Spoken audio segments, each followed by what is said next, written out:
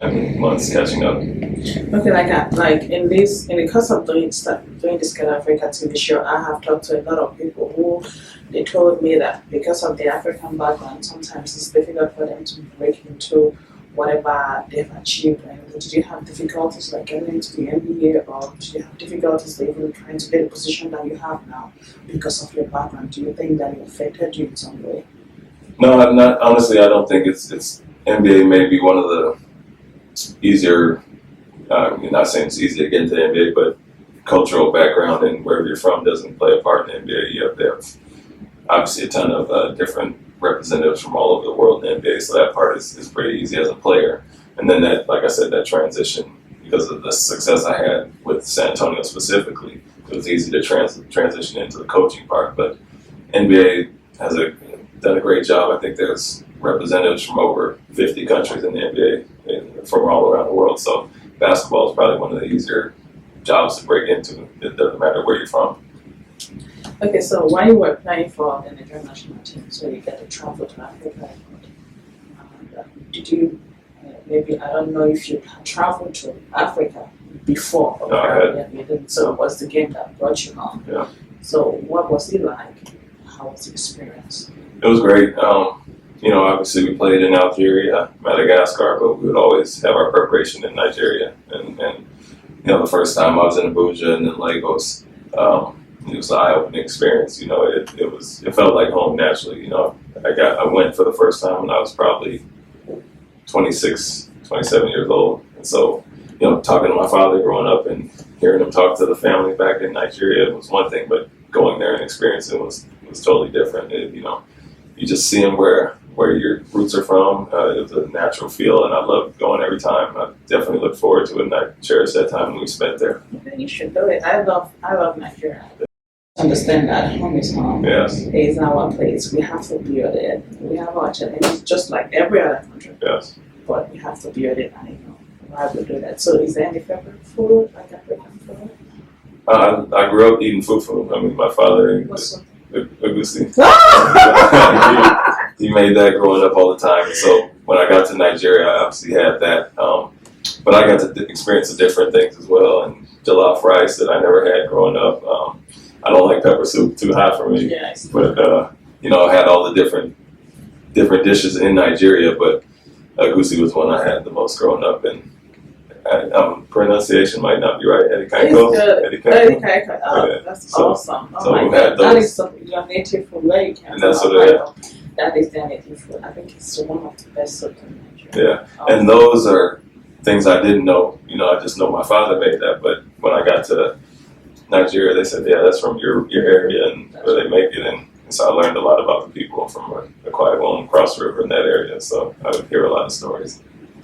That is good to know.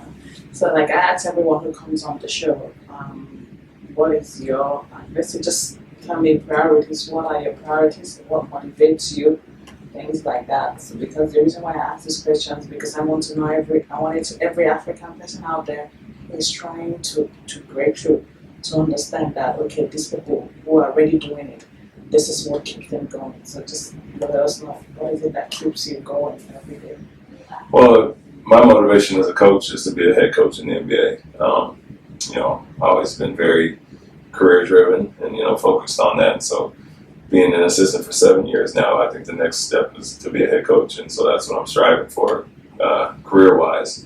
Had 4 interviews last year to be a head coach for Charlotte, Orlando, Toronto, and Detroit, and so that experience will help me going forward and getting those interviews under my belt. So that's what I'm striving for next as a coach. Just overall, though, motivation is to be successful, and that's how it was as a kid. I've always had high goals and kept, set high goals and try to keep a high standard for myself and what I want to achieve. And then, raising a good son and being a good father, and especially with the time away, those are my main motivations. Yeah, that brings me to my next question. How is fatherhood like? That was great. It's like I said, it's different because of my career and Nia's career. We're in different separate places, but I cherish those moments, even more so because of the time away. FaceTime every night, but that's not the same as holding your son and hugging him and picking him up and doing those things. So I think it's been the best thing ever. You know, he just turned 7 a few days ago, and so the time is flying by, and you feel like you're missing certain things. So you want to be successful for your children, to put them in good situations, and be there for them as well. Okay, so on a lighter note, so can you tell us a little bit about a special someone?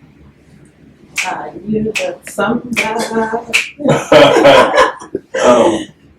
No, just like I said, Nia is somebody I met 8 years ago now. We obviously have a 7-year-old, and it's a balancing act with us. Because she's an actress in her career, and me being a coach, and like I said, living in separate cities. So that's something that's tough at times, but I think we've done a great job making it work. With me not being there and her shooting, she's filming in Atlanta right now. Our son, we just want to make sure he's taken care of and loved. It doesn't feel like he's missing any of his parents, even though we can't both be there at times. So we got a good family that helps out, takes care of him. But me and her are great. We've made it work with the distance and careers, and I think we both have the big picture in mind of raising a good son, and even though we're in different places, not doing it the traditional way. Yeah, just so you know, back home in Africa, like, we literally adore her. Everyone wanted to be like her. I still want to be like her. But, I tell my husband all the time that, I'm hoping, like as a fashion designer, I'm hoping that one day I get to make my outfit. That would be a dream for me. I will literally die. Just soon. Very soon. That's my dream. So thank you so much for being part of the show today. Like anything to anyone, like any youths that look up to you, just a few words. No, just in general, the perception, I think you're doing a great thing, because the perception in America is totally different than the reality over there. And, I saw that firsthand. I mean, I knew it having a father from Nigeria, but when I got there, it's night and day from the perception that you see in America. And so, it's a great thing that you're doing, and kind of knocking down some of those myths and stereotypes of what Africa is. And then, just as far as me, motivate kids in general it's to aim high, shoot for your goals, and don't use anything as an excuse, no matter what it is, your last name, where you're from, where you're born. You set your goals and keep that standard high, and you can achieve whatever you want. Thank you so much for joining me today. This is Kedu Africa with Ijeoma, and thank you viewers out there. Please keep watching Kedu Africa. This is Ime Udoka. Thanks for watching Kedu Africa. Up on this African wing from my hood. When I look at you, girl, I feel so good. Heaven knows I'm saying the truth.